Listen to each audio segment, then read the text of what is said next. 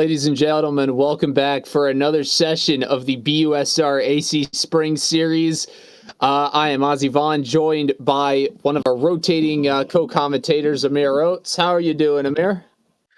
Great to be back. Had a bit of a time change, but we still persist on full on ahead, heading into Knockhill, which will be our third to last round in our championship. It's been a fantastic 5 races, as you've known. I've been very lucky to have commentated through 2 of them, which have been action-packed, and I'm expecting Knockhill, which, as I said before the commentary box, was a term that I probably won't say on stream just to keep the revenue streaming along. But yeah.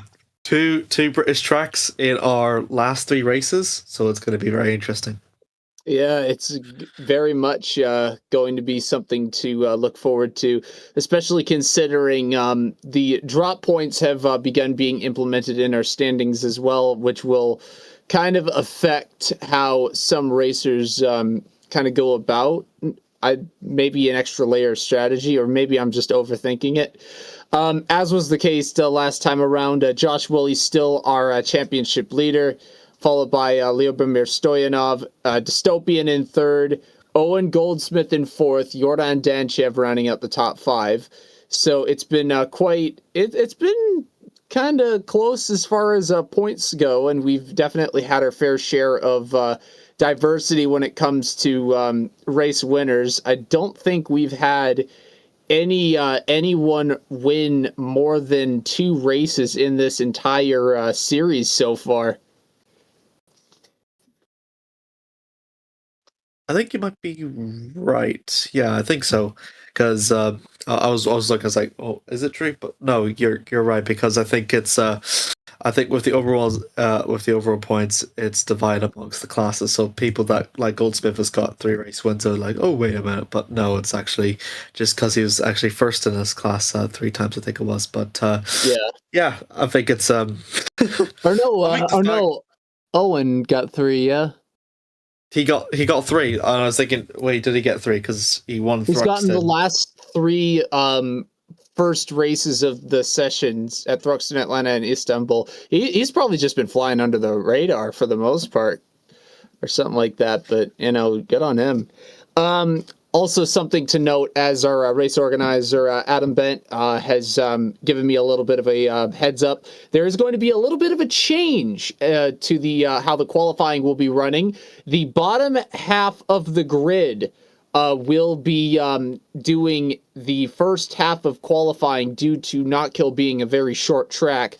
And then the faster group at about 12 minutes will be let off as well. So this will be an interesting change to how the qualifying will be set up. I don't know what it will bring. It does seem very intriguing. I don't think I've ever had something like this going on, as we do have racers on the way, and action as well on Cav Bud, who has been a little bit off from racing, at least in streams I've been in. So good to see he's joined in. He also has 35 kilos of ballast, being a late join to the competition. So that means 11 cars, if all of our top 10 are in here today, will have ballast of some kind. So we're starting to get some times for the outlaps, so they won't exactly count yet. It is quite interesting to see how this is affecting the timetable that I've got on my second screen as well. It's going to be a very interesting race as well. The lap times that come in, very much we can expect to see some under a minute. But given how just thin and short this track is, this is very much going to bring some eventful energy, I would feel. Yeah, I think so as well. I think it's our shortest track they have on the calendar, just about 2 kilometers in length. So it's why that we're offering grips for qualifying is almost a complete necessity, because not only these TCRs really wide in, as you said, quite a narrow track, but also the distance as well means that it is very hard to maneuver, and most of this track is full of high speed ones, so it's quite hard to kind of effectively move out of the way. Most of it high speed or mid speed corners. In fact, the hairpin up to the start finish straight is really the only other place where you can really press on the front. And you can see even here, someone's already gone off track, and that's a big hop of the cubs there by Dan through to the first corner, I think it is, but just narrowly keeps it on his four wheels. I'll be surprised if someone flips today, but it could definitely well be a possibility, especially how much they're lifted as he goes on two wheels once again. Yeah, that's definitely going to be a common sight to see, from what I can tell. We've got lap times coming in as well. For now, it's Archie O'Leary in the lead with a 53.436. Again, this is the bottom half of the grid going on first, so there is a very good chance that we're going to see some faster drivers slotting themselves in as Josh Hughes takes over the pole position, 53.281. Well done for one of our three Hughes relatives in this competition. As okay, sorry, just the timing of that little message on top. I'm not sure if that had nothing to do with it. But yeah, do you think that has he? No, it's not. No, there we go. No. It's no, and that's just a pretty fast lap to put down. Speaking of fast laps, do you reckon that we might see a sub 50? Is that even possible on this Knockhill track? It's going to be hard, but not quite sure with the amount of balances that have been applied to the leaders, especially now to the later stages, that they could maybe warrant one. I think it could definitely be possible, so I'm not going to rule out any drivers yet at the moment. I think the other thing is Casius looking at 52.9. That's a really good lap there from Casius. A chance to even go even quicker as well. But he's always been very strong in qualifying, Casius has been, so he's going to utilize this his first group of qualifying to his absolute advantage here. Well, I wouldn't say that he struggles as much in qualifying. I would actually be quicker to say he's not as consistent as other racers are in qualifying. Guys like qualifying, not struggles. Oh no, I mean, oh, okay, I might have misheard you then there, but yeah, it's all right. Yeah, it's all right. Yeah, no, and Kessis, as was the case too last series during the winter, is a racer who kind of flies under the radar, but is very underrated in terms of getting strong finishes, but not being as big on top of the overall standings as Dan Chilver's coming down there. Goodness gracious, this track is absolutely just I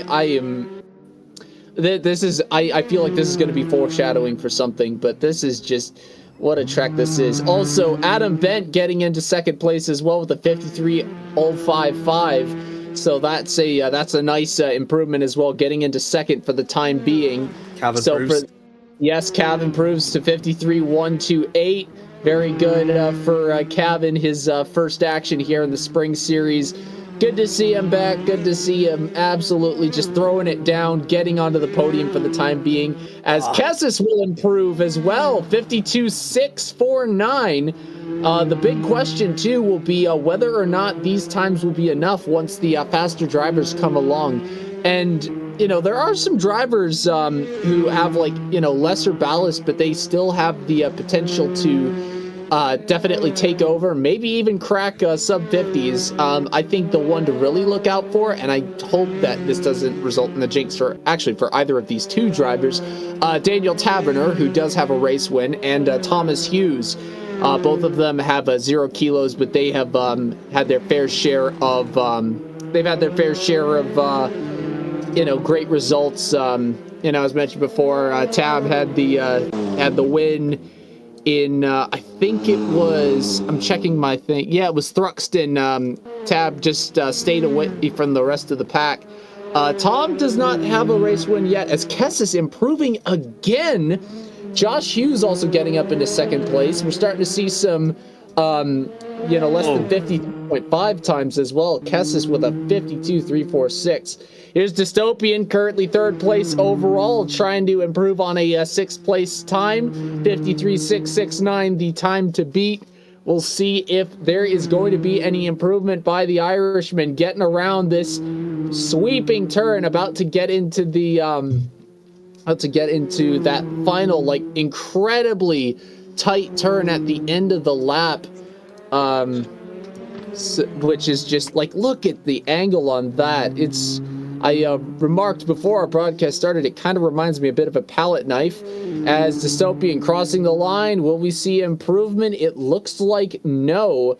Or no way, I spoke too soon. 53.307, not enough to jump into fifth, but that is an improvement nonetheless. Adam Bent also getting back into second place, cracking sub 53s, getting into 52.867, just 9 thousandths ahead of Josh Hughes. Adam just whipping it around that final turn of the lap. So let's see, gonna cross the line. I'm not gonna speak too soon. Will we see any improvement? Going in, and now I think, yeah, no, that it's just a long straight. It's so hard to gauge the timing on that. Goodness gracious. And I gotta like find that on the track map as well. But you know, it's still good progress as well. About 2 minutes, if not a little more, for qualification for the first group. Here it is still Kessis, Bent, and Josh Hughes in the top three, with some nice finishes as well from 4th through 6th in Bud, O'Leary, and Dystopian. Here's Cav ready to cross the line. Cav, Satnav, what do you got, my man? Looks like no improvement. Nothing. Yeah, nothing there. It's just like it's like near the last end of the straight there. But no, Cav definitely is holding his own, especially with the 35 kilo ballast. I'm sure if he's in the next race at Brands Hatch, that'll definitely get taken off. We could definitely see a bit more of his potential, because he is pretty skilled in his racing. So yeah, sorry. Okay. No, you're good. Did I catch you zoning out? No, you didn't. You didn't catch me zoning out. I didn't realize you wanted me to make a comment about it, but it's fine. He is well versed on not just in Assetto Corsa racing, but in so many disciplines. I think throughout the BUSR he has done like appearances in many, and I think does continue that along, and that does really, I think, help him in his expertise in a bit of the long run, because tracks are so different between one and the other. You prepare races differently for Knockhill in comparison to Istanbul, for instance. And and that's what makes this championship quite interesting, because it's such different versatile tracks. I was looking over to see who was better in Thruxton, because I told you before that Thruxton and Knockhill have some similarities. The only difference really being is just a hairpin and the elevation change from Knockhill, and also the track's a bit narrower as well. It's a bit very icy. Stoyanov clinched pole position in Thruxton, so you said he was your candidate for pole Hughes, you said, was your candidate for pole position. But I think Stoyanov might have a chance to clinch you here, in my opinion. It could happen. We're getting the message now that Group 1 is to RTP. So for now, it is Kessis, Bent, Josh Hughes, Bud, O'Leary, and Dystopian, your top 6. So the faster group, guys like Owen Goldsmith, Daniel Taberner, we got Alex and Thomas Hughes, Josh Woolley, Yoran Danchev, Lyubomir Stoyanov, Thomas Cannon, and Ral Yagis. The other 9 racers trying to get their times in as well. And remember, top 6 will register you points in the overall race, not for the class races, but it is going to be very interesting. And I was saying Thomas Hughes, I think you said Josh Hughes was one of my 2 candidates alongside Dane Taberner. No, you're good. You're good. It's just there's 3 Hugheses, man. It's easy to confuse them at times. So we're going to be seeing some outlap times coming in first. Owen Goldsmith, who has the most race wins, as I incorrectly assumed that he had not that he had not won more than 2 races. He's actually got a little streak of the first race at Thruxton, Atlanta, and Istanbul Park. He has won all 3 of those, getting fastest lap in the latter 2. So 12 minutes. Yeah, 12-minute outlap definitely could use some improvement on that. I don't know, some slight. You know how it is. What's optimal there from the 3-time race winner? Very much, yeah. That's don't want to watch him fall off like the Roman Empire. That would definitely be a bit of a heartbreak for him and his teammates. I knew that would get you there. Coming across the line, we're gonna start to see some times here. We've got Yagis coming into 7th. Sorry, Owen Goldsmith into 4th with a 52.905. We'll see how some of these will also shuffle in there. Alex Hughes getting up now into 7th place, as Taberner getting in 52.554, followed by Stoyanov in 3rd, 52.733. So we've got some great times coming in so far. Kessis is seeming to hold on to pole position after the first few outlaps from some of these remaining 9 racers. Wooly has not registered a lap time yet, possibly because of that little incident. I think that was the previous attempt. He's got Yagis behind him as well, who's gotten into the top 10 as well.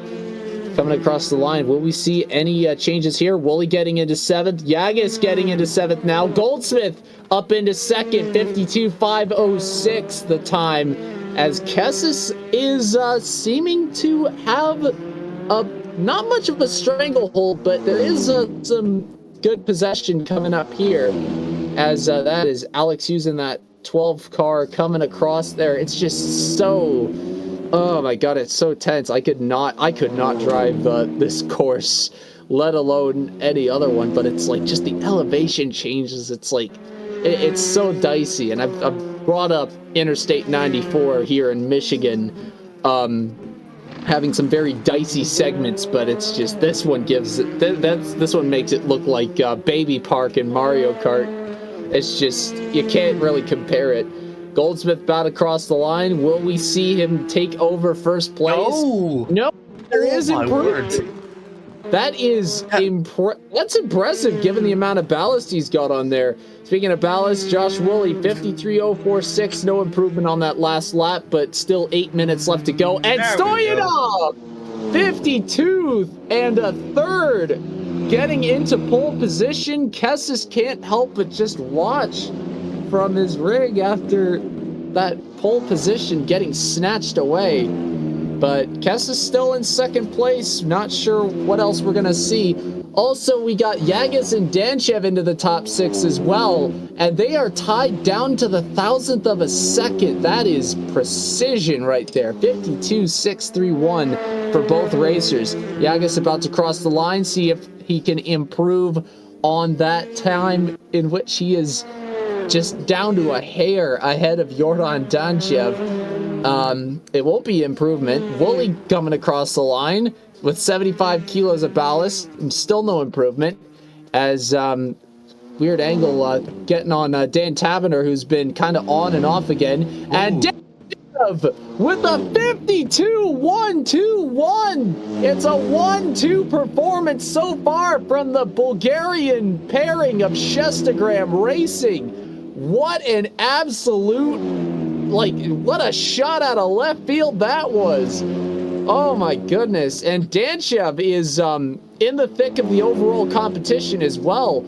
His fellow countryman Stoyanov getting to the latter half of this lap as well. What an absolute improvement and a half there from Danchev. Stoyanov getting across the hairpin, going down the long straightaway. Can he improve over his Shestagram teammate? We will see, and I'm not sure No, he didn't. 52.4 was, so just about a tenth off from his personal best. Danchev came out of nowhere. His first lap, he was down in 12th, 13th. And I was looking at his record and saying his qualifying record is a little bit so-and-so. But as soon as I thought I was going to make a comment on it, but as soon as I said that he'd taken pole position provisionally, Absolutely. for 5 Just minutes and 45 great to go. stuff. Yeah, I mean that's just putting money where your mouth is right there. Here's Thomas Hughes coming across the line. Can he improve? He will, getting into 7th place, 52.698. Here's Owen Goldsmith, who's in our top 4 in the overall category, currently the alumni leader. And Wooly is going to, I think that was an improvement there. I might have lost it in the brief flash right there. Yeah, he's up in 8th now. Stoyanov in the background there as well. This camera angle is just wonked right there. It sucks. No, oh, it really does. Blame the game. Track filter and camera. Yeah, but I guess it's just we're gonna have to live with that.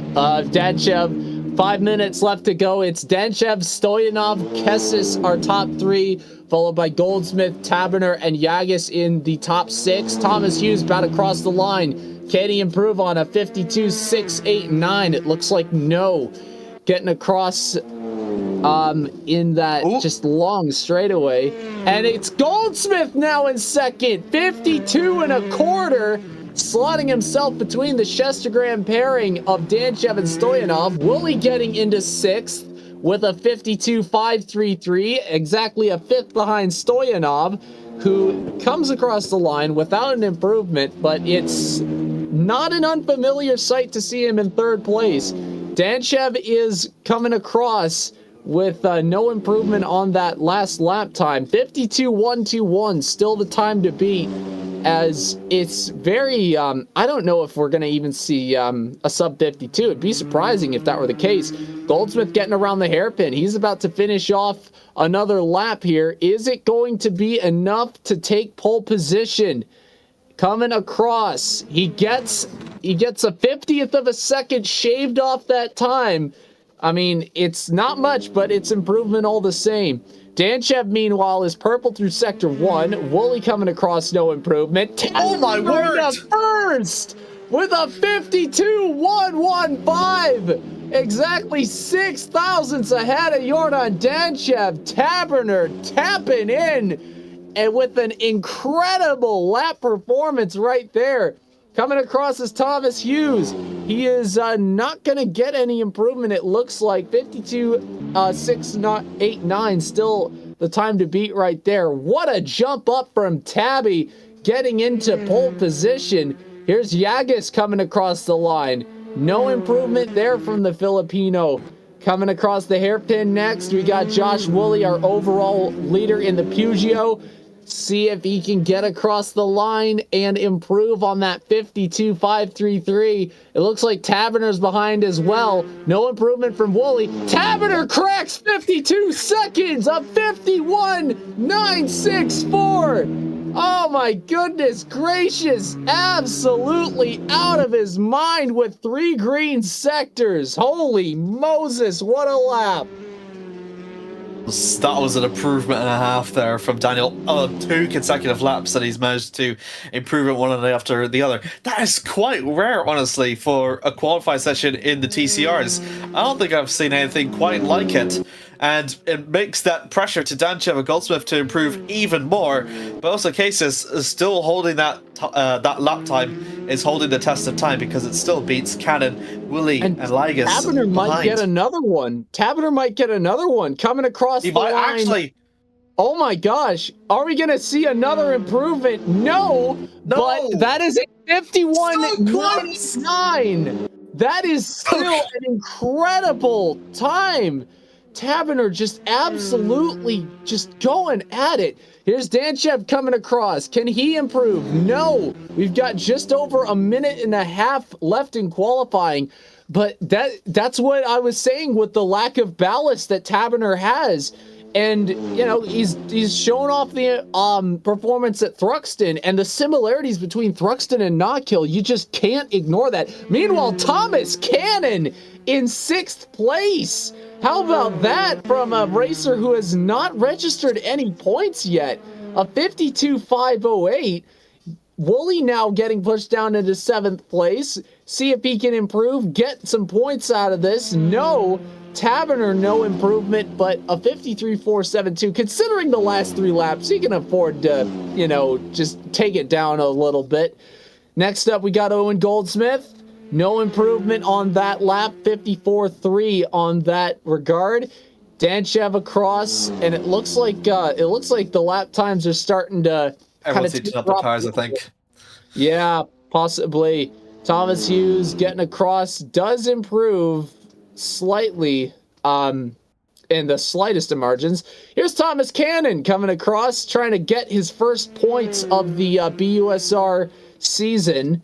Still in 6th place, so unless there's improvement by someone into the top 6, Raul Yagis not going to improve there. If Josh Woolley can get up there, that would be quite the heartbreak, I would imagine.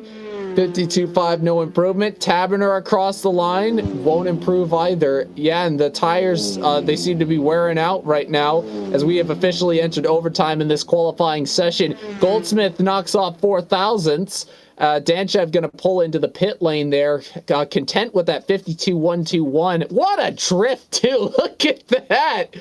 Oh, my gosh. I'm glad that angle caught that. That was sick as heck. Next up, who is that coming across? I think that's Tom Cannon, maybe? No, looks like, yep, he is. Yeah, he's going to be pitting. Looks like fruit. Is he going to head into the pits? No, he's going to commit to his lap. Is this going to be the last improvement that we see? He goes for across the line. That will not be enough. Taberner, he just almost overcooked it through to the hairpin. I think everyone is heading to the pits since it's Null and Dull Stoyanov in. Alex Hughes goes for across the line. He's one of the last few in, and still remains in 10th.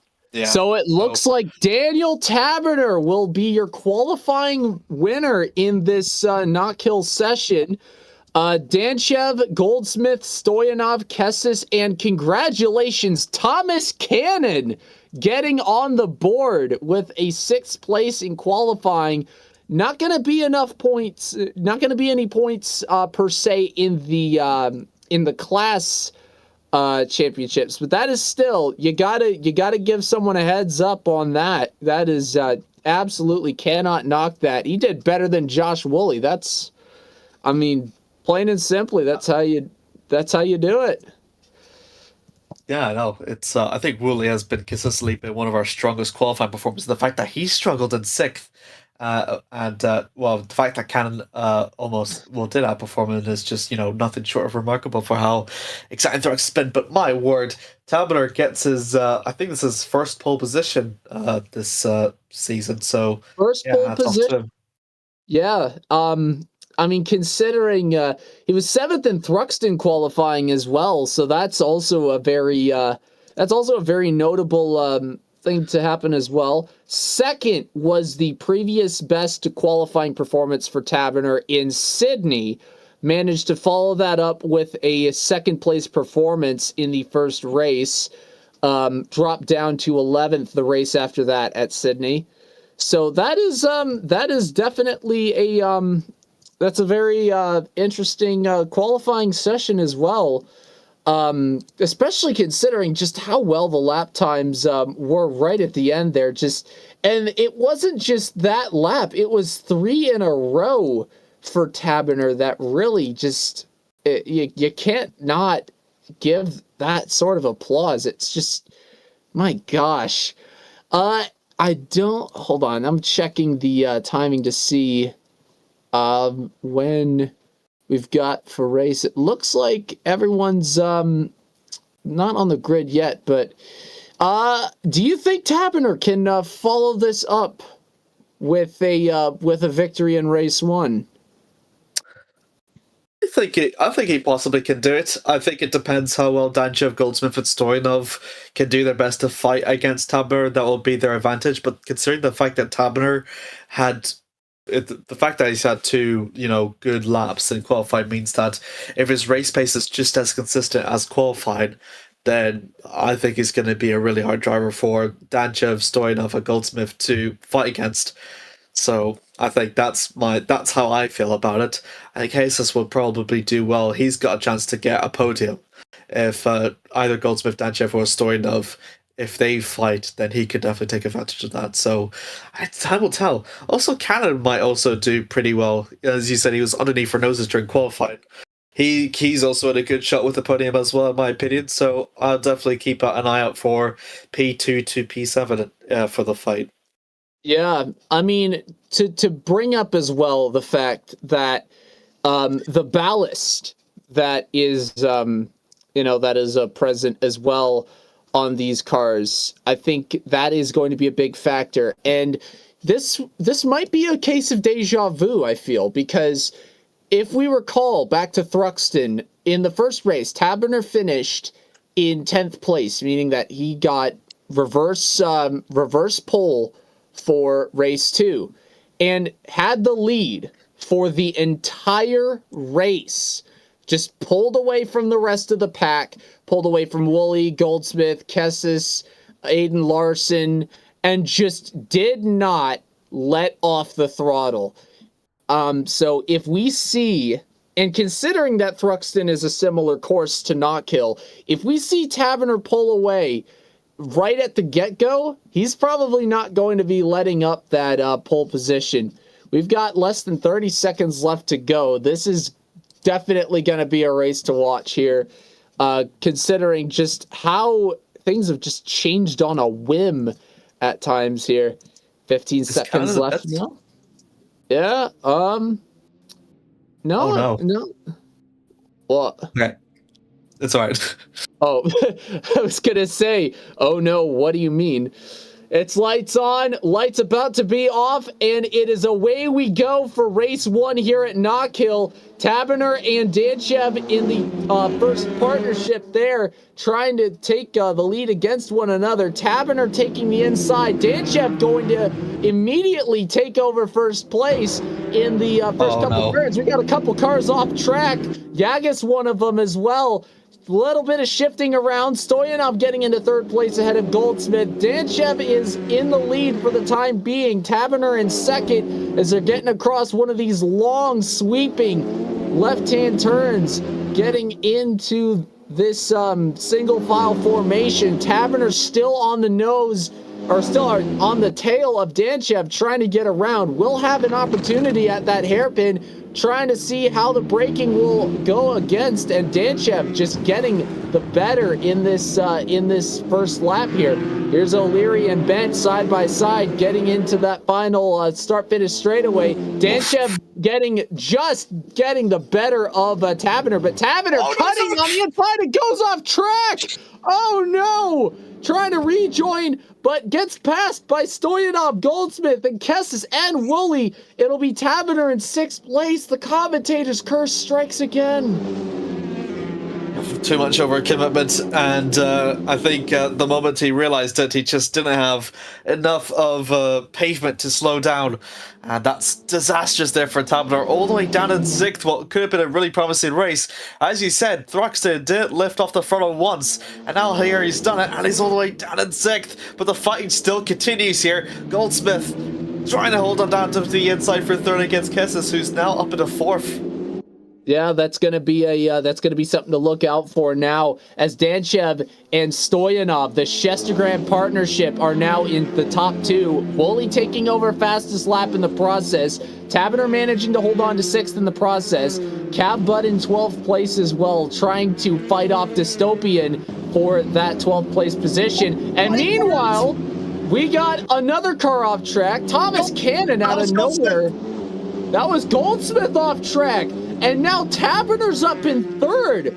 Goodness gracious, we've got ourselves a race here, ladies and gents, as Danchev and Stoyanov getting up into that 1-2 combo. Taberner's got to catch 2 Bulgarians, and that is not an easy task as well. Stoyanov and Danchev just holding the line. Not sure if they're going to fight at the end, but it looks like they are going to have the lead for the time being here.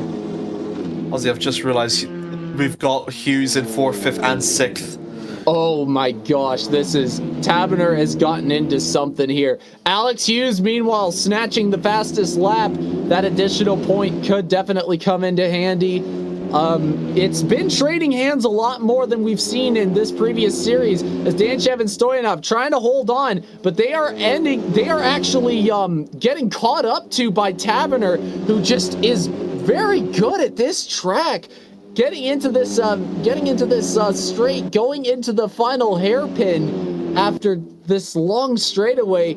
I don't know if Taberner could have a chance to make a move of some kind, but is definitely catching. It's about half a second separating. Stoyanov a little bit farther back to kind of play defense, while Danchev holds on to the first place and getting fastest lap. Meanwhile, Taberner with the fastest lap now taking over. I got to see what the time on that was. 52.2. Goodness gracious. 4 tenths quicker than Danchev and 6 tenths quicker than Stoyanov. I just realized Thomas Cannon has dropped off all the way down to P17. He was involved in a collision, and unfortunately that means he put himself off of the point scoring position, unfortunately.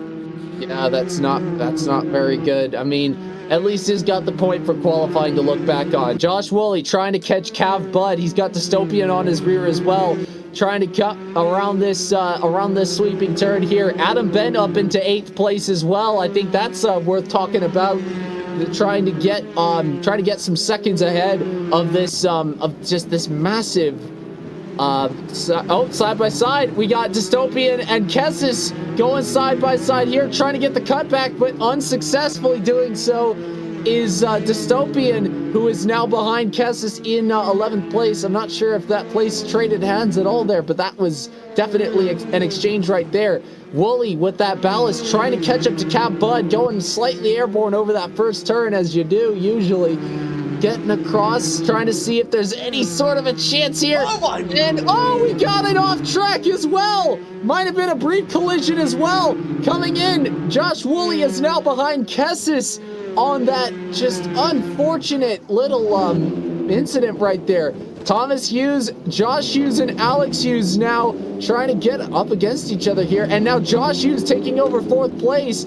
I don't know if Thomas is going to get that placement back on the straightaway, but it looks like they are both side by side coming across the next turn here. So we got the 3 Hugheses trying to catch up to Taberner, Stoyanov, and Danchev. Oh, no. And make contact. Yep, contact. And again, I think... Oh, they're just trying to get their bearings back up as well, but it is just not going their way. That is just an unfortunate sight there. These guys are teammates, and, it's just not going on. Yeah, they are. Yeah, the 3 users I can't tell by their same liveries and also their last names. Huh. Oh. Anyways, Stoyanov has taken over the lead from his Shestagram teammate Danchev. Probably an instance of just Danchev maybe playing better defense against Taberner, who is still involved with these 3. Coming across the line, it doesn't look like there's going to be a change in the fastest lap. It's still Taberner who holds on to that with that 52.2. Getting across this first turn. Taberner trying to get up to Danchev. It looks like he's still biding his time. This is a very chaotic course here at Knockhill.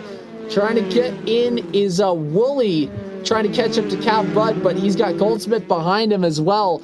And it's just some of these positional battles as well. It's just very interesting to see just how much some of our race leaders have been dropping down, especially with Woolley. And now Taberner trying to catch up to Danchev, getting into this final hairpin. Are we going to see any moves here? It looks like Danchev with some great defense, allowing Stoyanov to get more seconds ahead as well, as Taberner is now going side by side, I think, now with Danchev over the next turn. This is a dangerous 2-wide situation to be in. Little bit of a bump, but not enough to cause any any extra harm there, trying to go inside. This is going to be a very tough overtake to get done.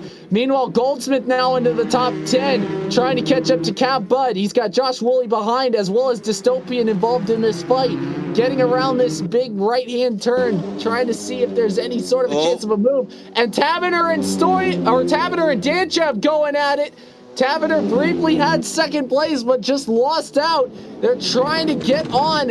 It's going to be at this hairpin. Trying to hold the inside is Tavener. I don't know if he's got enough to get past. He's going to have to go back into that line and hold on, as Stoyanov is still pulling away from Danchev and Tavener, who are going at it. This is just a massive, massive battle for second place between Danchev and Tavener, trying to get around here. And, you know, Tavener's just so good at these short, chaotic courses. It's just unbelievable how much he's managed to catch up to these Shestogram Bulgarians of Danchev and Stoyanov, getting across this next turn here. Meanwhile, Woolley trying to get around Dystopian here and hold on to that 11th place. It is so weird seeing Woolley out of the top 10. Cav Bud is now in 10th place. Goldsmith managed to get into 9th. It looks like the places for now around this section of the pack seem to be set in stone.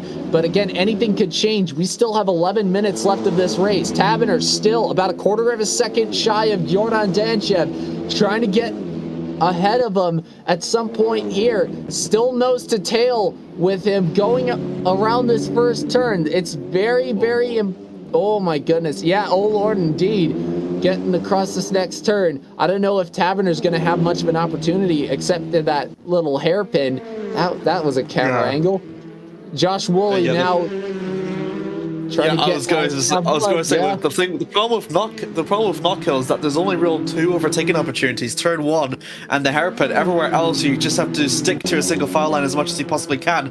Tavener is suffering from that, but look at this, he's got another chance, Ozzy.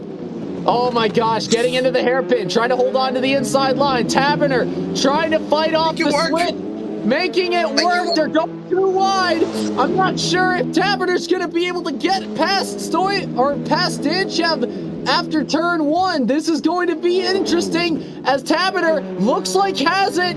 Coming across that turn, he's got it. He's got a chance to catch up to Stoyanov. Meanwhile, Danchev trying to fight for that placement back, and it's Tavener ahead of Danchev, now in second place with just over half of this race done. Stoyanov, you've got some competition, and considering how well Tavener does on these courses, and with how much ballast he's got compared to Stoyanov, I'll give you a hint, it's 0 versus 66 kilos. We might have ourselves a race when these 9 minutes draw closer to their end. Here's Josh Hughes trying to stay ahead of Thomas and Alex. They're trying to regroup, maybe see what they can do to catch up to Jordan Danchev, but they've got 3 seconds of a gap. Meanwhile, Josh Woolley and Olin Goldsmith, 2 of the top 4, trying to get around this turn here in the hairpin, forcing Goldsmith off track. And Woolley getting across into 10th place. Cav Bud dropping into 11th. Oh my goodness gracious. This is just, wow, what a course this is. Oh my words. Great bump by Cav Bud. I'm not sure what that was about.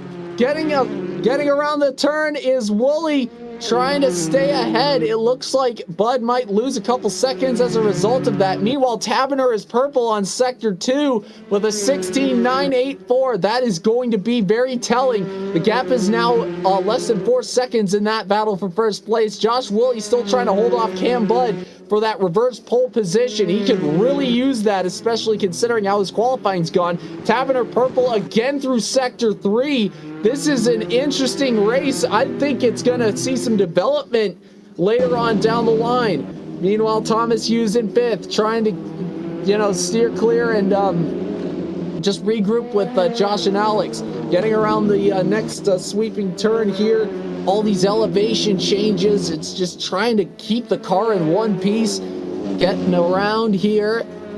About halfway done this lap here. Stoyanov, meanwhile, going purple in Sector 2, trying to fight off Tavener, as this is just a very chaotic battle. It's just everywhere. And Igor Vasilyev, not sure what's going on here. It looks like he's pulling, traffic. yeah, it's just pulling, letting the traffic go ahead there as, you know, out there in dead last right now. Owen Goldsmith trying to catch up to Archie O'Leary and Adam Bent, who is in 7th place. That is, I think that's the highest up he's been all season so far. Hoping that commentator's curse doesn't come back to bite. Archie O'Leary coming across this big hill right here, going into this little S-shaped section into turn 1, trying to catch up to Bent, getting around these just long, winding sections of track at Knockhill. Sam Knight improving on a lap time once again. Gotta shout out that racer in particular. O'Leary's still in 8th place. He's got Goldsmith and Bent on either side, and Goldsmith is starting to catch up a little bit. Not sure if there's going to be an overtaking opportunity once the hairpin comes around. Here it is, trying to get in some kind of overtake, but it looks like O'Leary's going to fight off Goldsmith for the time being. That turn 1's going to be coming up as well. Taverner managing to get a 52.250 on that lap and trying to just keep catching up. Meanwhile, Goldsmith getting past Archie O'Leary, but going off track. Oh my goodness gracious. Goldsmith with a major mistake. That might allow Archie O'Leary to just solidify 8th place, if not better. Meanwhile, around this section here, Adam Bent is somewhat comfortably in 7th place with just less than 6 minutes left to go here. Yep, I think O'Leary might be stuck in this eBay sandwich until the end of the race, unless Goldsmith can find at least some pace. He will find a way to claw back up, though he's about 8 tenths behind. I'm looking at the gap between Taberner and Stoyanov. I'm wondering if that battle between Danchev and Taberner went far too long, that Daniel does not have any sort of momentum. That was someone going off track, I've just realized in the background, but race does continue on ahead. But yeah, there it is. It's Lucas Vanderberg that's gone off for turn 2. And it was a blink of you miss it moment, but yeah, very unfortunate. But yeah, I think Taberner might be a bit too far back. To get the lead off Stoyanov, but he is really trying his best, as you can see. 52.5 here to 52.7, 2 tenths quicker per lap than Stoyanov, but he's not going to be able to find that overthrow in 3 seconds. I mean, in 5 laps. Oh my goodness gracious, trying to get around is Kessis and Dystopian. Kessis managing to hold on to 12th place right there with Dystopian in 13th, trying to get around that slipstream. This is a very dangerous spot here. They're getting towards the hairpin.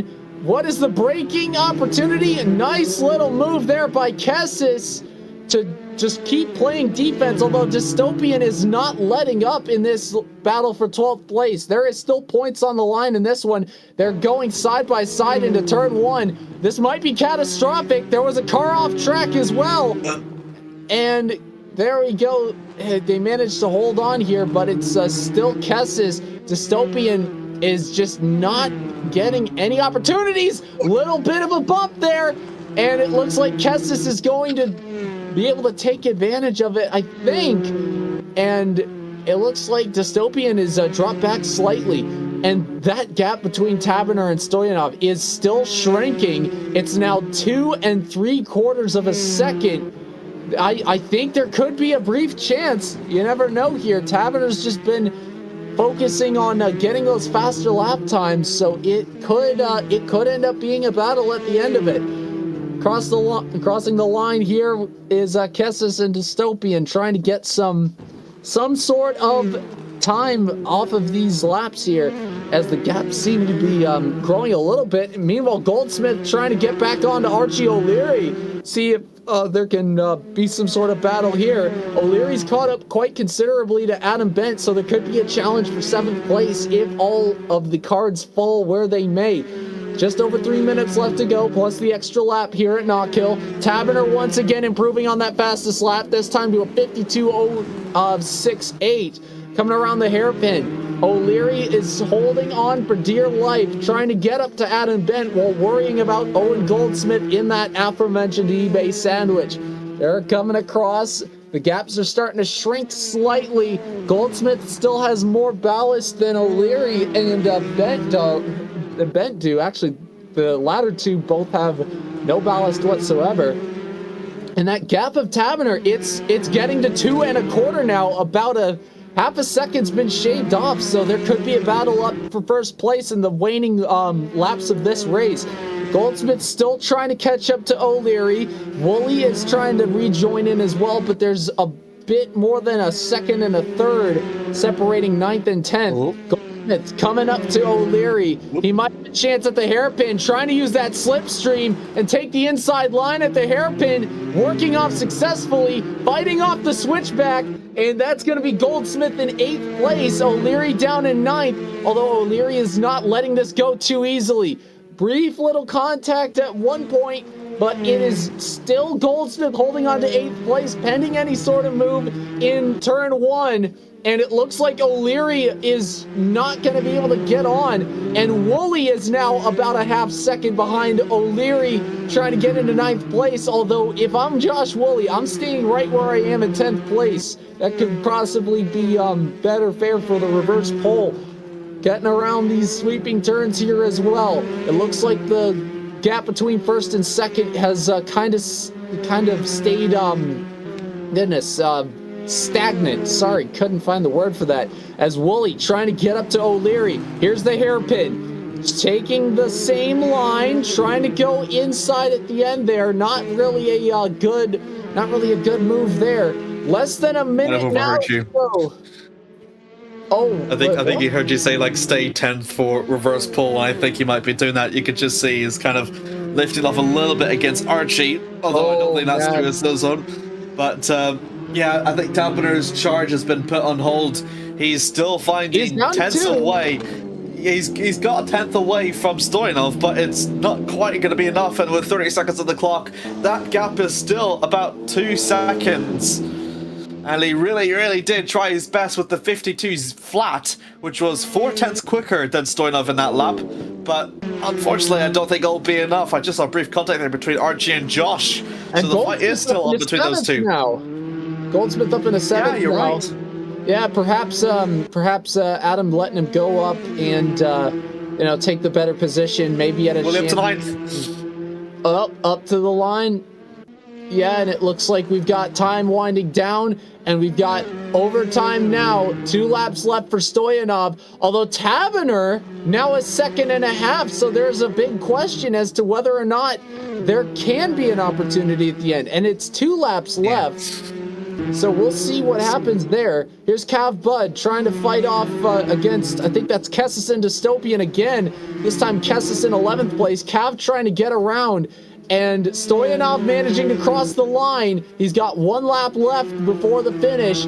Coming around this brief little turn here, approaching the hairpin as well. This is going to be quite the battle here for 11th if the cars start to contract a little bit. Thomas Hughes and Josh Hughes going at it for 4th place.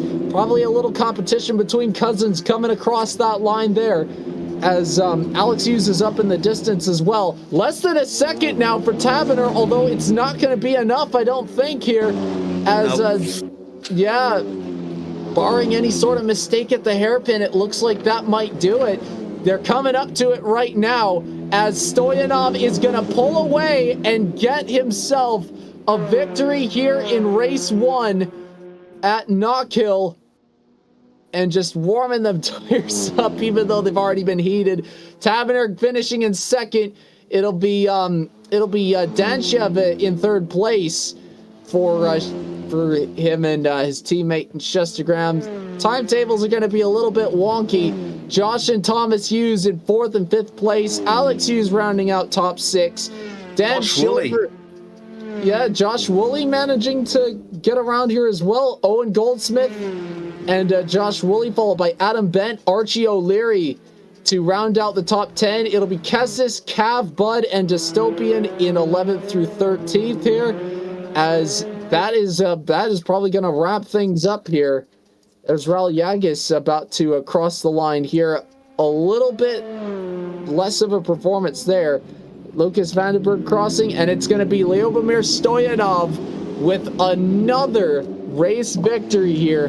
Taberner registering a 3rd podium, and Danshev rounding out said podium. So it's another race with both Shestagram racers finishing in the top 3, that is definitely going to be helping out their case for the manufacturing championship. As I don't know what has just transpired there, but someone's just binned it right there. It's Stoyanov's first win, isn't it, in this season? He's been so close, time and time again. It has been. Wait, that is his first win. It's his first win. He's finally got one. He didn't have it last season. Stoyanov has finally got it. I think that's why there was the switch there at one point between Danchev and Stoyanov. So yeah, it's Lyubomir Stoyanov, despite the just massive performances we've seen, had not won a race prior, and now he's got it. That's I mean, full stop. Lyubomir Stoyanov has won his first race in the BUSR. So how about that? It was a good race for him. I think he did very well. He kept his nose clean, and most importantly, I think he kept himself cool under pressure when Taberner was clearly faster than him, and still had to fend him off for like 2 laps. And even though Daniel was so quick, I think Luminaire did his absolute best, and really he should be extremely happy with this win. He should be. Jordan Danchev did pretty good as well to get what was it? It's their third podium together. Yeah, their third podium together that they shared. So that's nice for both. They've been absolutely killing it so far. So yeah, and and Taberner can't scoff at second place either, given the fastest lap point also going to him as well. So yeah, as for the reverse grid, it'll be Archie O'Leary up in pole position to start things off in race 2. Adam Bent, Josh Woolley, and Owen Goldsmith round out the top 4 in that grid. Then the trio of Hugheses, Alex, Thomas, and Josh, and Danchev, Taberner, and Stoyanov rounding out the top 10 grid for race 2. So that is going to be something to watch out for. It really is. I was surprised how well he actually overtaken the final few minutes of the race. We thought like, oh, he was just going to stay in 10th, but no, he overtook Archie and he overtook Bent as well in the last lap. So if that performance goes out in the second race, I think he could become a good contender for the race win. Yeah, and speaking of Bent, that is his best finish to date in this series. I forget how we managed to do in the last series, but I'm pretty sure this is just up there, considering the how he's kind of just hovered around that one sort of situation right there. I'm just looking at the race results, seeing, because he's definitely he's had a fair share of good races there. Looks like he was 6th place at a Norris Ring last season around. So, and Croft as well had some good performances. But I mean, yeah, you got to take those. Where you may. So, yeah, good top 10 finish there for Adam. So, not sure if the races are gridding up yet. Let's see. Looks like still got less than 2 minutes left to go. So, yeah, it's going to be quite interesting to see the little logjam that inevitably will develop, especially with half of the top 10 in this grid having absolutely zero ballast. Not sure if there's going to be any continuation of battles between Taberner and Danchev. I mean, considering Stoyanov's going to be behind the two of them, there's very much a chance, considering how well Taberner's been doing on these just these short, chaotic circuits. It's just, I don't know if that's telling of character or if that's just someone just being used to that sort of track. I mean, don't know. Oh, right. We've got a special message from a grid finder.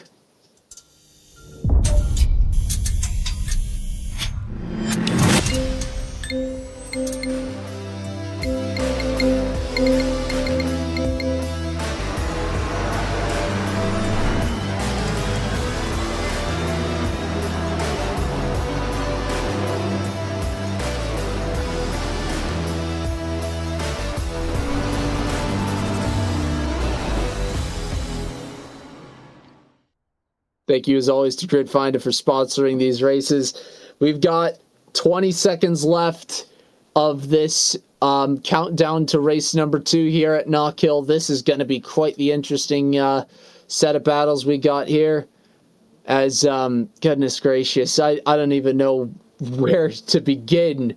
As the lights are going on here at Knockhill, it's going to be Wagwan and away we dank once again. Lights are out. Here we go. Up in the front, we've got a brief bump there from Wooly and Goldsmith coming into this very chaotic section here as well of turn 1. Oh, a little bit of a skid there, and some contact between Alex Hughes and Josh Woolley as well. A little bit of shifting around here as Stoyanov has gotten around Taberner as well in 10th. Archie going off track here. Everyone's just very congested in this first lap here, with a couple cars still in the background as well. It's Adam Bent leading the pack. Archie O'Leary, Owen Goldsmith, and Josh Woolley behind as well. As Goldsmith trying to make a move on Archie, trying to get around here into the first encounter with the hairpin. Not sure how the braking's gonna fare, but it looks like Adam's gonna get a nice little cushion here as Goldsmith manages to get into second, as Archie now has to fight off Josh Woolley to hold on to third place. Adam Bent coming across the line in the lead for the time being. I'm not sure if it's gonna hold up. Let's hope for his sake it does. Josh Woolley getting into 5th place, trying to fight off Thomas Hughes, who has just overtaken him as well. We've got an absolute we've got a cluster of racers coming in here as well. Danchev dropping out of the top 10 as well. Stoyanov getting ahead of Taberner in the early going. It's still Adam and Owen in the top 2, with Archie trying to get up there as well. Thomas Hughes trying to hold on to Josh Woolley in 4th place, trying to hold on coming into this next encounter with the hairpin, taking the inside line. Watch the defense right there, and Woolley has to go off track briefly onto the curb there, and we are underway properly here as Owen Goldsmith takes over the fastest lap. It's him and Adam Bent in the top 2 with 2 minutes passed in this race. Little side by side there. Woolley getting overtaken now as the congestion's coming up here. A lot of racers joining in as we might see ourselves a big pack here for 5th place. Oh, is bad exit there from Hughes. Is that going to allow for Alex to be able to get in through? Still into the second sector. Very hard to overtake. And a bit of a bump there by Cafad. Means it's absolute carnage on the exit. Oh my word. Holy Moses. That is it. Oh my gosh. I can't believe that. And Owen is going to take over in 1st place from Adam Bent. Coming across the line. I'm not sure if this is a strategic decision, but I believe Goldsmith and Bent are teammates, so we'll see. Team eBay have yet to get a 1-2 actually this season, so this could well truly be their moment if Anna Bent could just defend from O'Leary. But the thing is, O'Leary seems to be back in his element and will apply the pressure through the Bent, so time will tell how this fight between these two will go on, and whether if Owen is going to help his teammate or not. Yeah, I mean, considering Adam doesn't have any ballast, definitely opens things up for some better moves, as well as Taberner trying to get on the inside here of Alex Hughes coming across the next turn. This might be a brief little overtake here as everything's starting to get a bit more congested around this section. Possible 3 wide going into the hairpin. This is going to be an absolute mess. Coming in. Taberner might have the advantage here, trying to hold off Hughes and Stoyanov. Goldsmith getting fastest lap improvement again, and Taberner gets into 7th place. Cav Bud next on the menu. It's very well possible we could see some massive improvements given the just adept racing skill on this course from Taberner we have seen on display. Getting around this next turn 1. Yagis getting into a bit of a skid there, as he's going to get overtaken by Jordan Danchev, rejoining his Chestogram teammate. Thomas Hughes trying to get involved into this battle for 2nd place, in which Adam Bent leads. Archie O'Leary is still trying to catch up. He's lost a little bit. Now he's got Hughes and Woolley to worry about around the hairpin, playing a defensive line. Wooly could take advantage as well. This might get a bit dicey coming into turn 1 as Hughes is on the right side. Goldsmith fastest lap again with a 52.5. They're coming across into turn 1 side by side. Tavener takes fastest lap. Not sure if there was contact coming around. It looks like Goldsmith and Ben are holding on. Hughes is now Archie's fallen into 4th. Thomas Hughes now in the podium. Josh Woolley now has to get around this red livery of Archie O'Leary as we've got 15 minutes still left to go. Going on the outside, trying to see what can happen here with this line is Archie O'Leary. As Thomas Hughes has fallen down into 5th place. Daniel Tavener now side by side with Cam Budd trying to get into 6th place. Could see a bit of a comeback from Tavener if he can still hold on. Coming into the hairpin, is the braking line going to be enough right there? Trying to go in, and it looks like Alex Hughes is still coming up as well. Danchev and Stoyanov of Shestagram joining into the fray as well, with Yagas in 11th behind them. This is turning into a very, very congested circuit here in 5th through 11th. Coming in, Cab Bud. We've got a car off track, and it looks like that was Thomas Hughes, who has now gone off track. Cab Bud in the 4th place as Wooly's gone off. Oh my goodness gracious, we got multiple cars off, and Josh Woolley will DNF. Oh my gosh, this is... I can't believe this. Tavener now... First DNF this season, right, for him? I think so for him. Coming around, we've still got some extra carnage off track and everything here. As when all is said and done, now we've got Goldsmith, Bent, O'Leary, Tavener, Bud, Stoyanov getting around Yagas for 6th place. As the cutback attempt is not going to work. I think that was Thomas Cannon involved in there as well. But this is going to be... This is probably going to shake things up a little bit. Not to mention, though, Wooly is going to come away unscathed, I think, as Stoyanov goes off track.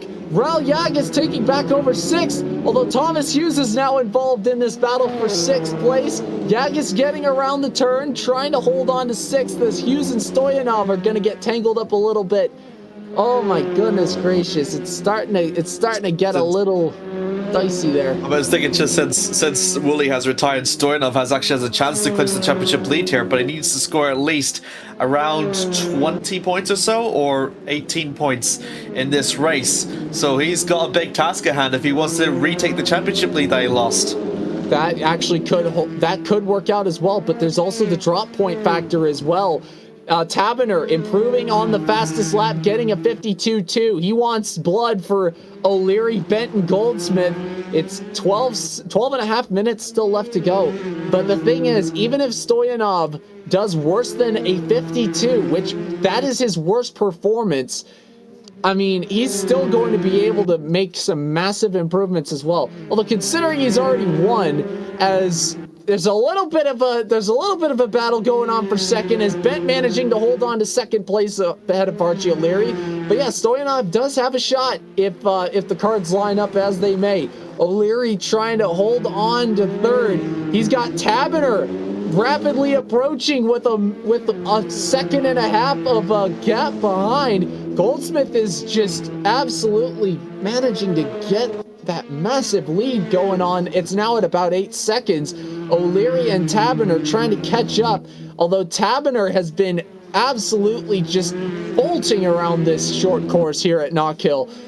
Going around, sweeping right-hander. It looks like Tavener is about just under a second now, as Bent's just trying to hold off O'Leary and Tavener from the main attraction in Owen Goldsmith, who is going for his 4th race win and potentially a chance to overtake the lead if things work out. Yagas and Hughes battling it out for 6th place. Stoyanov has a chance to catch up. If there's a bit of contact at the hairpin here, there might be a chance. Coming in here, Stoyanov trying to get some more, and it looks like he's just going to go and see where this will head. Yagas and Hughes going, I think they're going to go too wide across the line here. Hughes and Danchev going at it as well. Thomas Cannon trying to get into the top 10 as well. Going across here now, and Danchev is just going to hold off, And Yagas and Hughes going at it. Too wide around that first turn. Yagas going inside on the sweeper here. On these elevation changes. This is... Oh! That's going to be an opportunity there. Thomas Hughes taking over, as does Stoyanov, who is now in 7th place. Yagas losing 2 positions in the blink of an eye. And meanwhile... Went past O'Leary for third. Yeah, that's going to be Taverner up into 3rd place. He's got less than 2/3 of a second to catch Adam Bent. 10 minutes left. You wonder if Taverner could even catch up to Goldsmith. I mean, that is very much a possibility considering the difference in ballast. Taverner trying to catch up to Bent, going around turn 1, just trying to get as many fractions of a second shaved off here. Taverner is now nose to tail almost with Adam Bent, as this could be an opportunity at the hairpin. Taverner's just been doing very well, and meanwhile, going briefly off is Adam Bent. Taverner's going to take over 2nd place. The chase is on for first. 10 seconds to gain, but in just oh my gosh, in just over 9 minutes, that's going to be a bit tough to do. Yeah, but I think he'll definitely try and give it a shot, but even still, 2nd place would be amongst like the 2nd most dominant weekend we've seen from a day that we've seen from a driver. Of course, Wooley's 2 race wins in Sydney. I think it's going to be pretty hard to match that. But Taverner has done super well here. 2 charges to the lead, and will pick up fast laps in both. 36 points each. It's going to be massively important for Daniel. Not to mention pole position as well in qualifying is definitely going to factor in. Stoyanov trying to take the inside line, going around the big sweeping right-hander against Thomas Hughes. Raul Yagas is trying to rejoin as well and get involved. Yagas is trying to go inside of Stoyanov. They're getting closer and closer to the hairpin turn. Yagas with an opportunity. He's going to briefly overtake here, and Stoyanov is taken into the outside line. This is going to be interesting as Alex Hughes and Jordan Danchev are trying to catch up as well. Taverner is still shaving off time. He's increasing the gap between himself and Adam Bent. Coming across the line, Stoyanov still trying to catch up. He manages to get 7th place back from Raul Yagas after a nice little move to play some defensive position, but that's just not going to be enough for Yagas, as Stoyanov, even with that 66 kilos of ballast, is still miles ahead, as Yagas is just losing places. Danchev getting across Hughes. He's now in 9th place. Stoyanov is still catching up to Thomas Hughes, getting closer to the hairpin again. We'll see if he makes a move. Looks like no. Taking the outside. Not going to be a switchback. Trying to stay in. It looks like they might go too wide into this first turn of the lap. This could be very dangerous. I'm not sure what's going to happen here. Stoyanov just still behind a bit of Hughes. Brief contact. And it looks like Stoyanov could have it. Although Yagas is getting in there as well. On 2 wheels there was Thomas Hughes. Stoyanov gonna pull clear, and he is now in 6th place, as Yagas and Hughes now getting tangled up briefly as well. Stoyanov into 6th. He's got a good chance here to catch up to Josh Woolley, considering his DNF. Yeah, he does. Calf butt will be the next one on his list, but with 6 minutes left to go, 5 seconds, that fighting with Ryan Thomas has definitely hindered him a little bit. And I think probably 6 will be the best that Stoyanov could do, which is still, honestly, a really good performance for him anyways. Yeah, considering the race 1 victory as well. I mean, that's just going to be, there's going to be an additional amount of pressure to put on Woolley for the championship lead. So Alex Hughes managing to get back around Jordan Danchev. Again, 6 minutes left in this 2nd race here at Knockhill. Trying to get around and hold on to 9th is Alex Hughes. The 3 Hugheses have been having a pretty solid performance, all things considered. Although, as I say that, Jordan Danchev managing to claw back after briefly going on the grass. Alex Hughes does.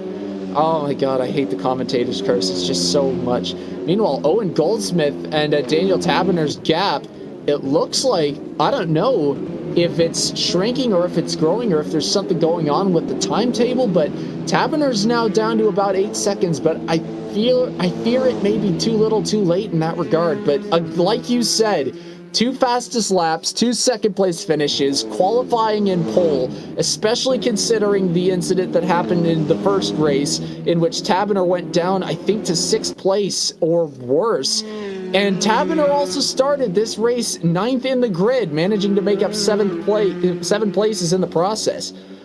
So yeah, can't scoff at that. Archie O'Leary still trying to catch up to Adam Bent. He's been on that for about a good 5 minutes or so. Although Adam's been managing to defend this podium position quite well. This would be his first podium of the season if he manages to hold on to it. For his sake, I hope he manages to, considering how many times I've jinxed this poor Wrexham bloke.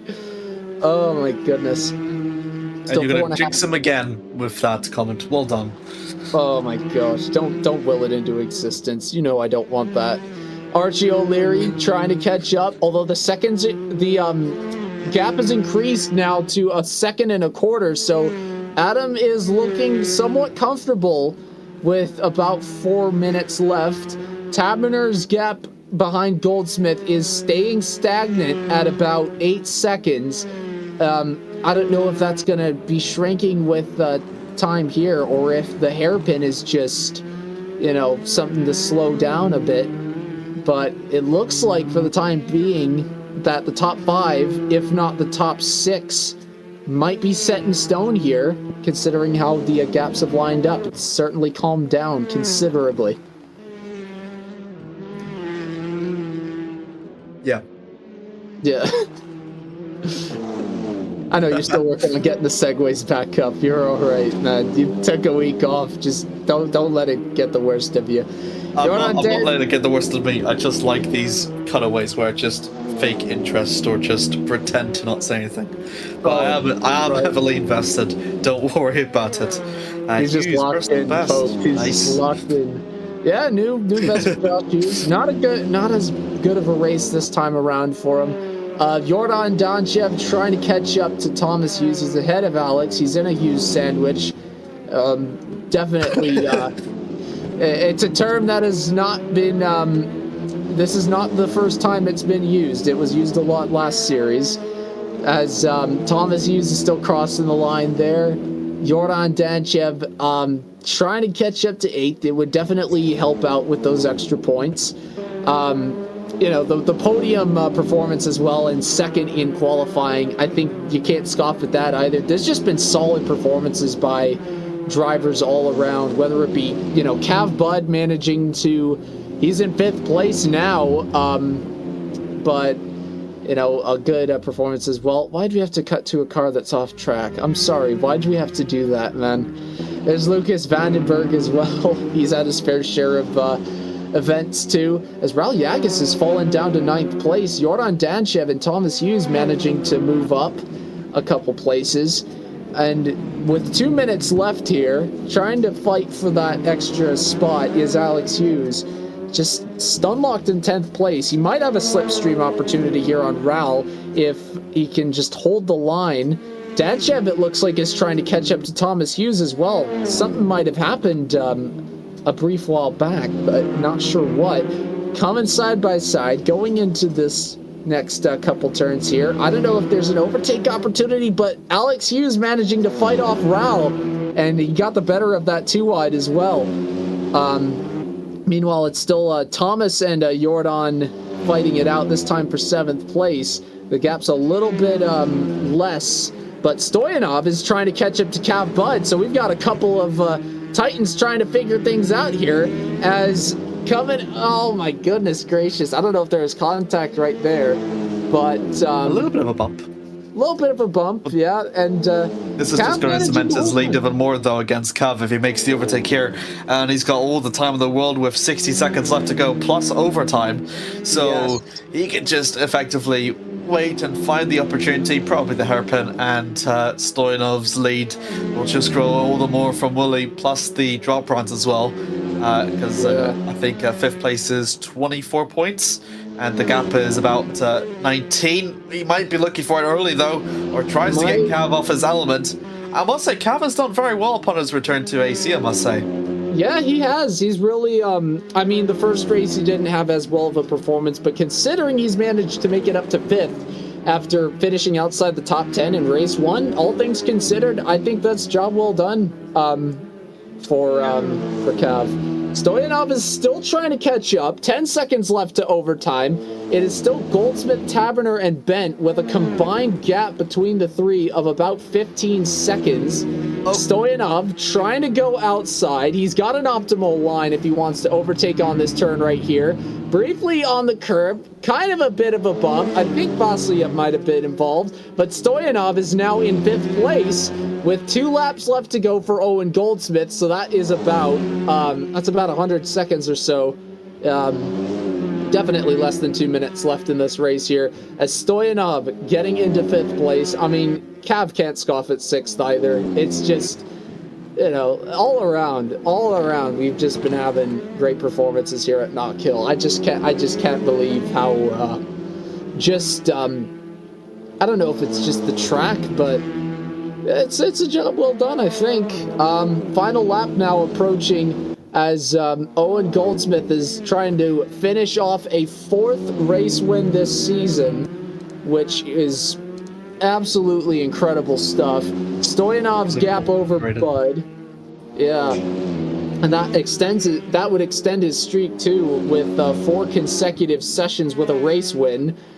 Coming in, Stoyanov now has over a second clear of Cav for 5th place. He's trying to catch up to Archie. I don't think he's going to get it, as Owen will cross the line with his 4th race win.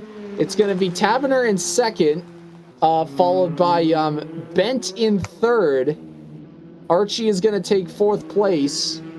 Stoyanov will round out the top 5. We've also got some cars in the back of the pack coming across the line as well. So Adam Bent with a podium. How about that? As the rest of the cars are crossing the line, it's just such a short lap, such a lot to take in right at the end.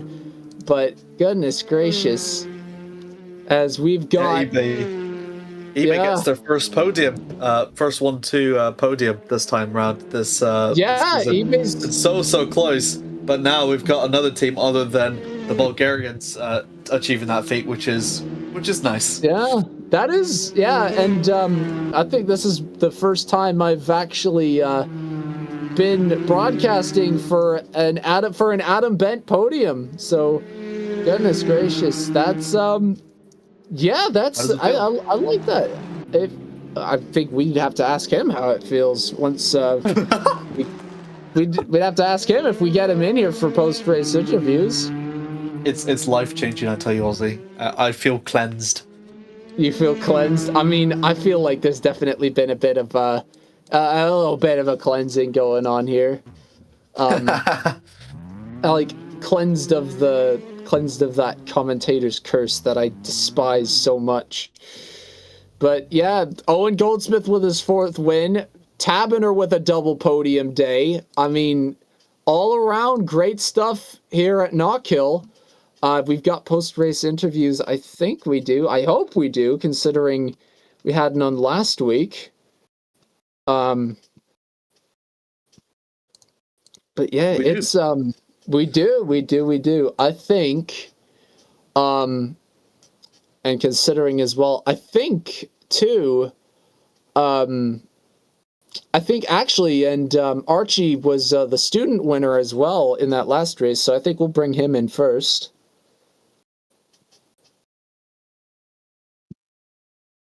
That's the man who's staring at us. Hello, Archie. Hi. So, no podium, but you still got the student class win. Yes. How are the vibes? I'm absolutely happy with the student class win on that. I know me and Anne were racing right up to the line there. He made, I don't know if the broadcast caught it, but he made a mistake on final lap.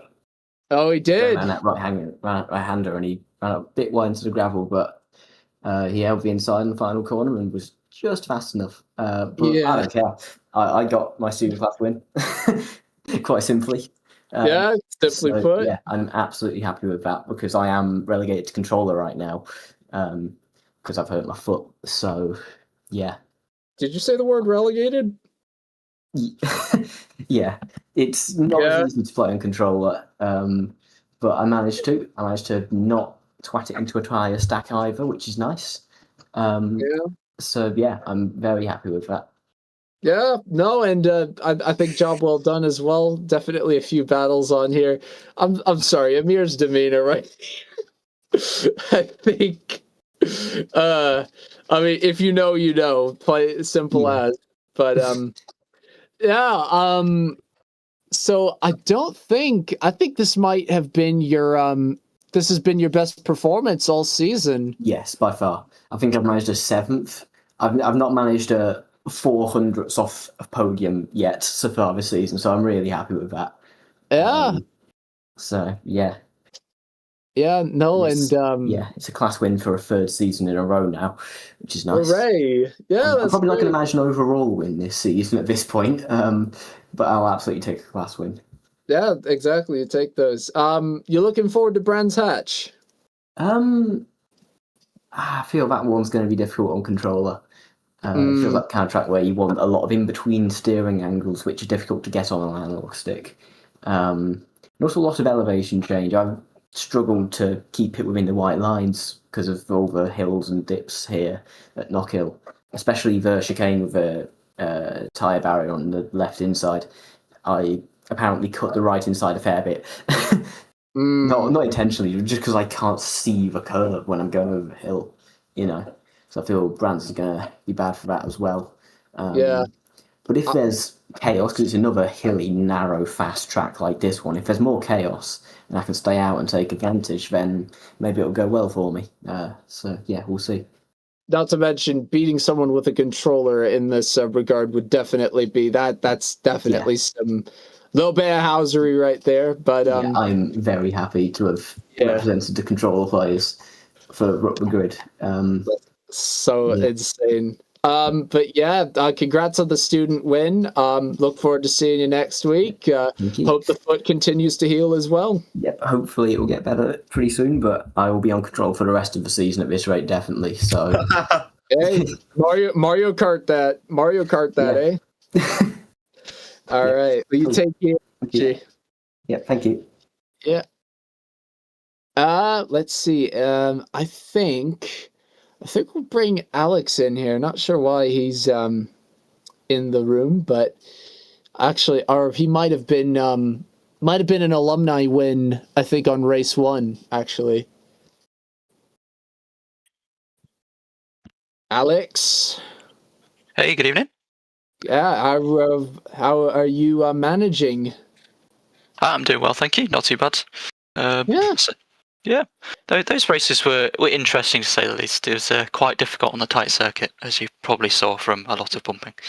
Oh yeah. I couldn't help but notice as well. The entirety of the team in 4th through 6th on race 1. So was there a little bit of competition going there, or was there just a couple mistakes going on, or what happened? I think I was behind, making a few mistakes. I was a little bit slower than those two anyway, but I was essentially in our own call behind them the whole time, screaming at them to not hit each other. And every time I said not to hit each other, they proceeded to hit each other or do something stupid. So I'm surprised we finished where we did with what went on, but it was good fun. Yeah, I mean, you take those as well. I think that's second place among alumni in that regard, because it was Tom, you, and Owen finishing back to back. So I say I'm in the student class, but I'm not sure necessarily. Oh, you're in the student class? Yeah, I'm in student class. The other two are on alumni. But, yes. So then I think that might have been a student. That might have been a student win. Then I think. Essentially, I say I didn't think I did particularly great overall, but it might have been. Yeah, Stoyanov, Taberner's open, Deadchev. Yeah, you finished 6th, and that's a student win. Yeah, I'll take it. Yeah, exactly. I mean, Archie took it in race 2. You take it here. Yeah, I'll take that. Nice. But yeah, no, the first race was, as I say, good. Just kept it clean throughout, and then second race there was a little bit of contact. Unfortunately, I think I went into the back of Josh's. I was a bit of an onion, so yeah, not great. You were a bit of an onion. That's, you know what? That's a fair statement, I think. Brands, are you looking forward to Brands Hatch? Unfortunately, I can't race next week as it's the Ooh. Easter break. So unfortunately, but I'll be returning for the final race in Bathurst. So looking forward to that one at least, and at least I can get a lot of practice in for that because I think I might need it. I mean, hey, if it ends up working out, then I guess you could just credit the time off. I mean, it's not like I don't know if you saw the PSG postponing one match in a Liga because of the Champions League. I didn't actually, to be fair. But, yeah, they postponed a game against Nantes, but they tried to pull the same thing against Lens, but Lens said, no, you're going to go through it. Just right. if you end up winning at Bathurst, be glad you have that luxury. It'll be the same as Arsenal recalling all their England players.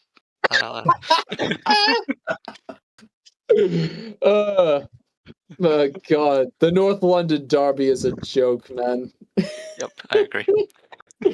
Well, that said, congrats on the day now. Yeah, congrats on the surprising student victory. Thank you very much. And yeah, see you at Bathurst then. Yeah, appreciate it. Have a good one. Oh, cheers. Let's see. We've got let's do Josh. Well, alumni win in the first race. So for you, Josh, how's it feel?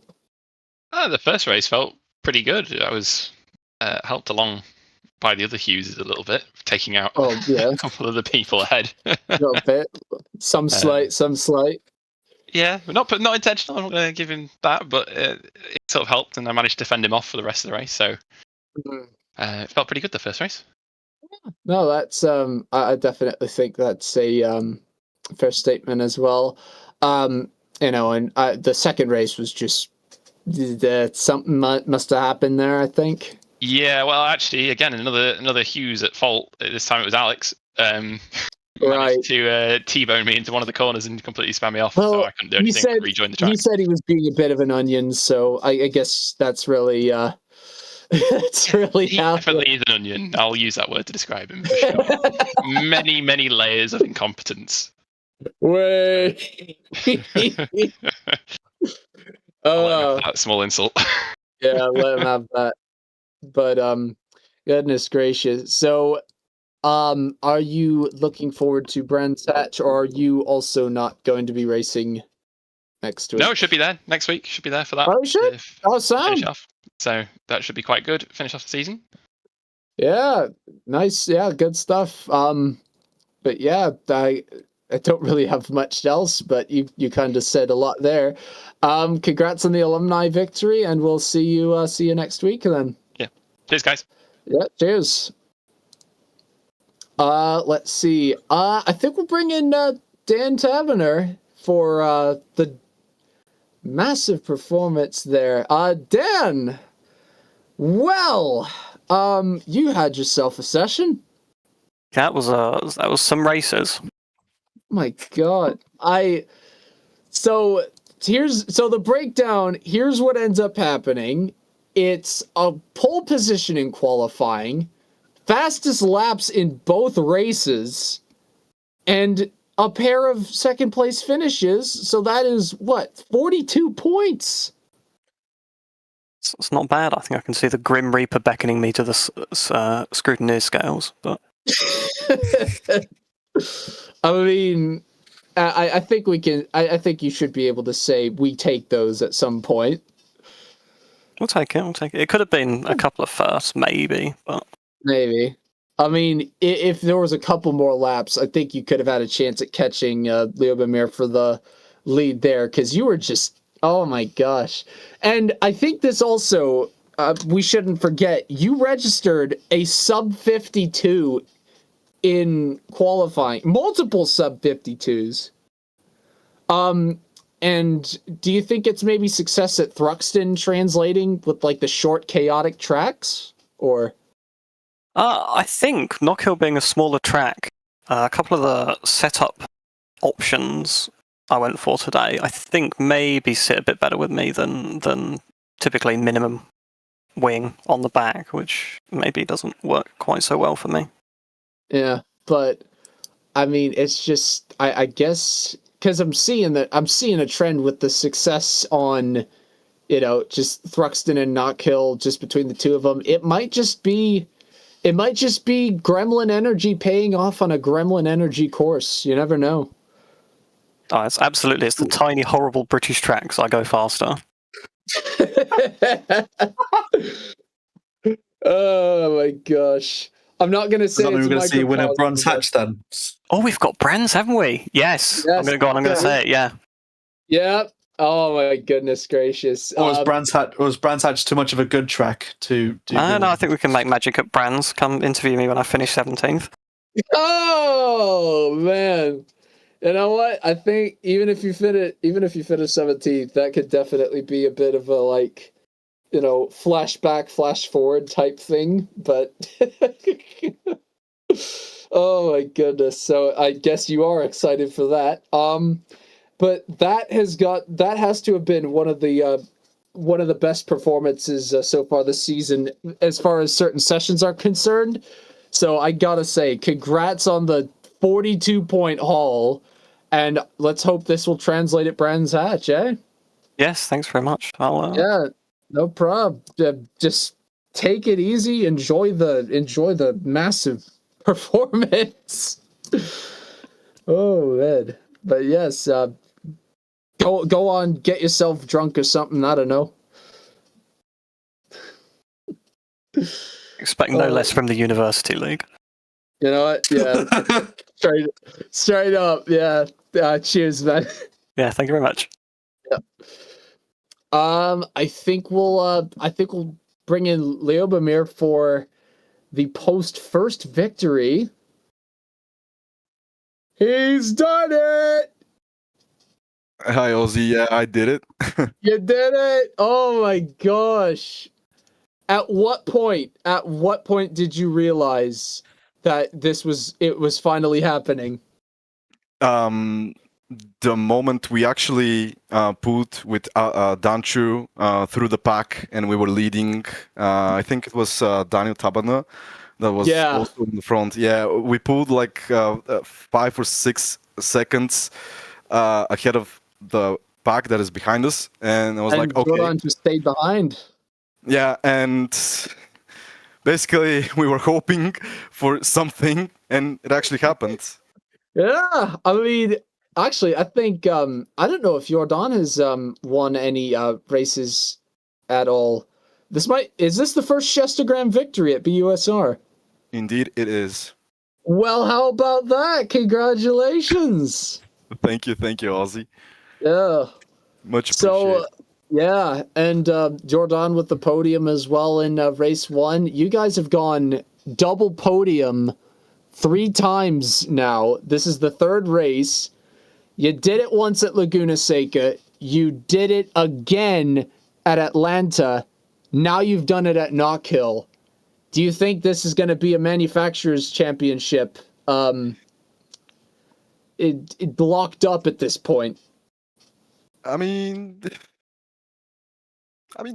plausible. Plausible, yeah.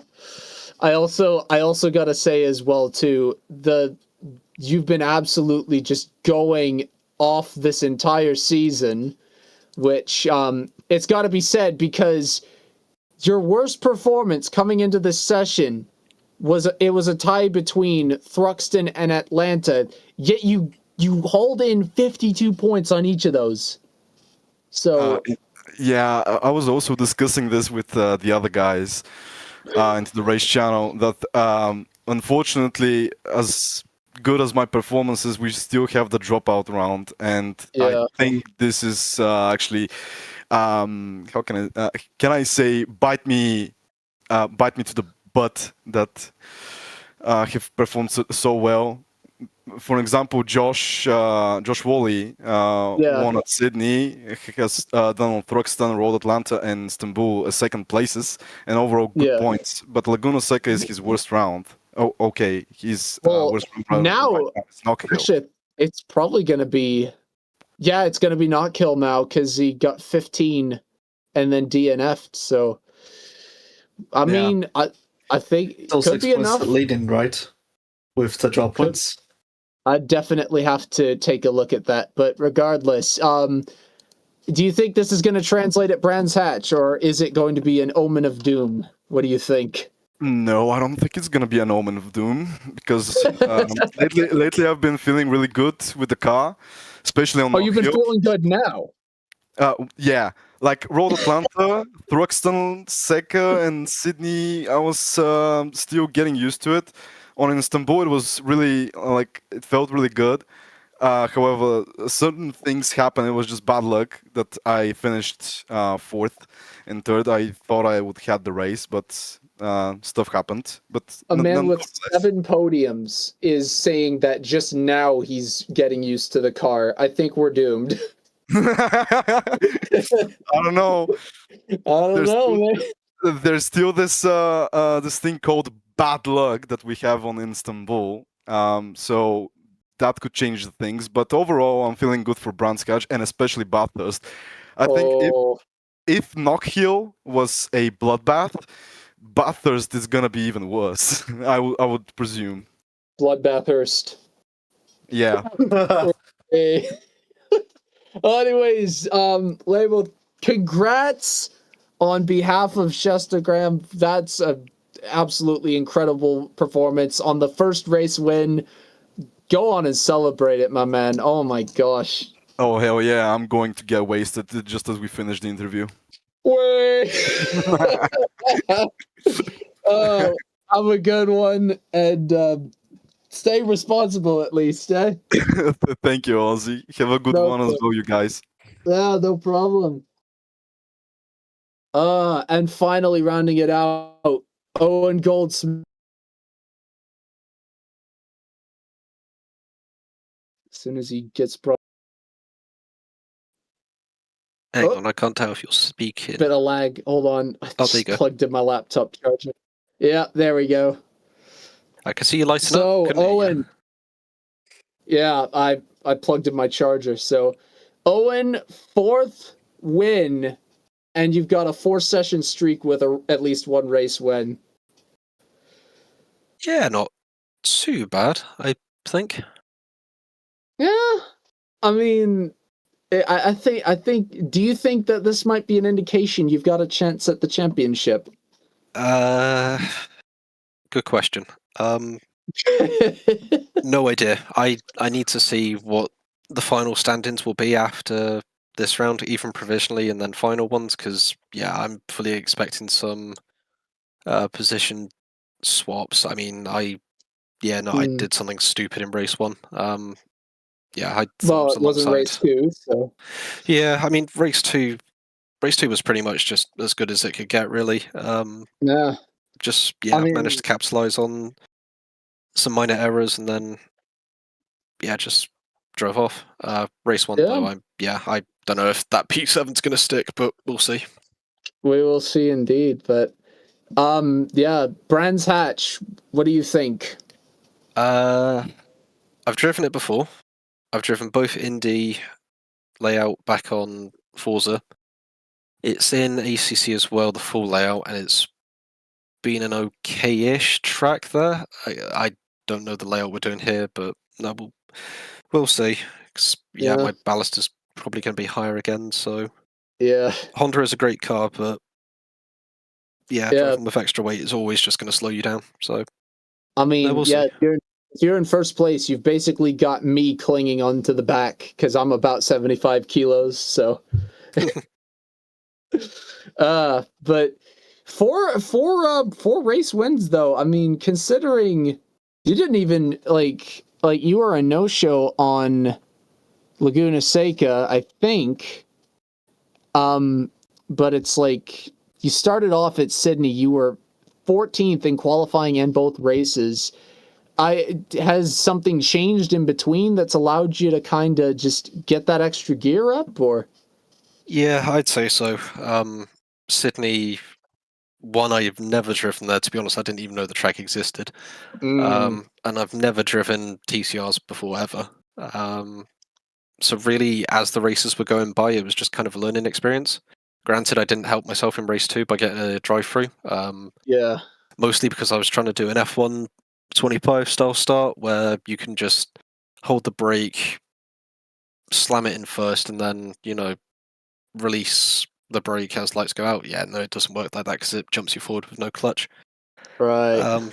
I had no idea of setup philosophy as well until I pretty much got given one by Josh and Wadham.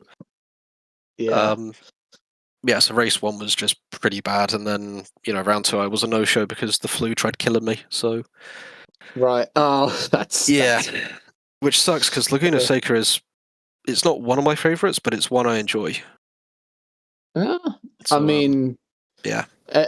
I mean, at least you've got the feels, though, as well, and... yeah, but congrats on yet another win, and holding on to that alumni lead, I believe, after this performance. So yeah, that's going to be a tough one. Yeah, it is. But best of luck as well, and we'll see you next week. Thank you. Cheers for the stream as always, and yeah, we'll catch you later. Yeah, take it easy.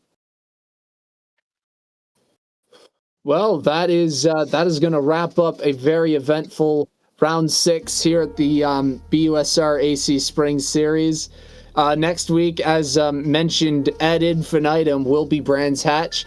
For our producer Doomskull and my co-commentator Amir Oates, I'm Ozzy Vaughn. Amir, do you have any parting thoughts before we sign off for the day?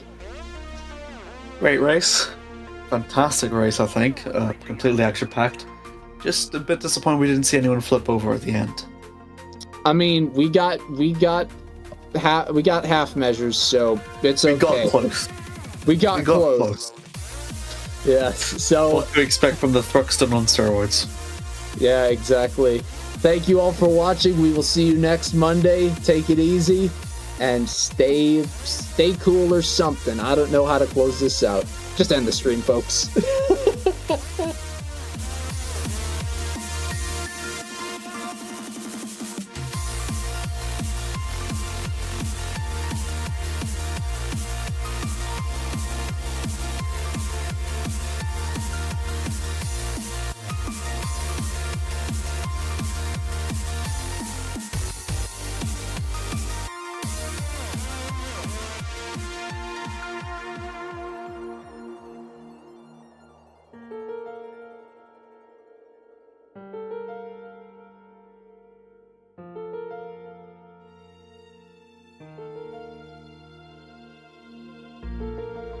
There is no place and no moment in history where I could stand and say, oh, it was pretty